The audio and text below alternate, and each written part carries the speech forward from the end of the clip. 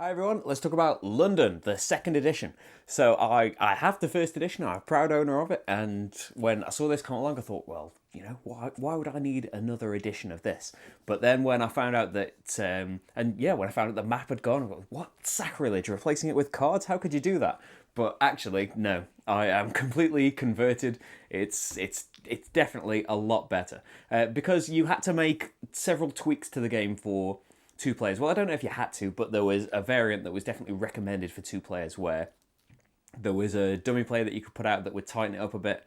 And it just having to go through hoops, you don't have to do any of that in this. And the added, you don't know quite what's going to come out and you have to adapt to that. You know, as you get more used to the game, that these things are coming out, the underground that really wants you to stick to north or south so you don't have to pay the extra costs of it, or there are going to be the train stations that want you to kind of dedicate yourself to one of the north or south districts, or the cards that want you to stay on the river. There are all those considerations to go into when you get more used to the game. But having the powers as well, the powers that come on these cards for taking certain districts will really help to sway you, or the abilities that you will get for activating your city when this is the most recent borough that you've taken control of. They really, really add to the decisions of which borough to take and what to wait for. And as I said at the beginning of the playthrough, they incentivize you to wait as well, because they are going to let you get rid of poverty and things when you take them. So rather than being a rush to get them at the start of the game, you want to run your city at least once, so you've got some poverty to get rid of to get the maximum use out of them. Some of the art has been redone and it's very, very nice. The things have been balanced. I can't quite remember what the omnibus did now, but I remember that it was ridiculous if you got more than one of it. So that was one of the reasons in the old edition there was a house rule to say you can't have more than one of the same thing.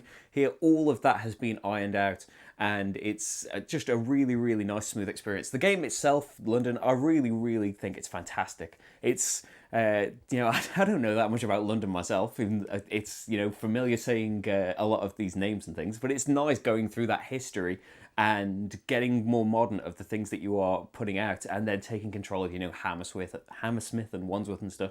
It's just nice seeing all of this out and being able to say that I'm using pounds in games. But it's a really, really nice system. Any game where you have a hand of cards, and then to use one of the cards you need to discard another card. It's always, it tends to lead to agonizing decisions, because I want both of these cards and I don't want to get rid of any of them. But add to that the fact that discarded cards all go to this display where your opponents can take them, not just to spite you, but you might be putting something else that's perfect for them, or maybe just it's the colour. They need that colour to discard, and that means it's going to come straight back out, so maybe you can have it. In a two-player game, it's more like that. I imagine with 3 or 4 players, there's less chance of you being able to get back something you put out, either because things might be discarded, although the display gets a bit bigger. So maybe that balances out that. It's just very nice to be able to, you're thinking, I really, really desperately want to put this out, but I know this card is perfect. That person's got tons of boroughs in the north, and this gives them loads of money for those boroughs. So I don't want this at all. I've got no boroughs in the north, but I want to keep this, or I want to discard it at the perfect time when I want to put it at the bottom and then have to discard another card so that the thing gets wiped, so that card goes out of the game. The whole system of putting the discards out on this board first and the way that they discard is just a really, really nice system, and I really like that. And then just the engine building nature of the game. Well, it's a strange engine building game, because you're building up that city and you're kind of wiping it every time. Apart from certain cards that don't get flipped, or maybe you get the hospital that lets you leave some cards out, a lot of the time, you are having to restart your city from scratch. So you have to be aware of, the things that you're giving up and which cards you're going to be leaving out for next time.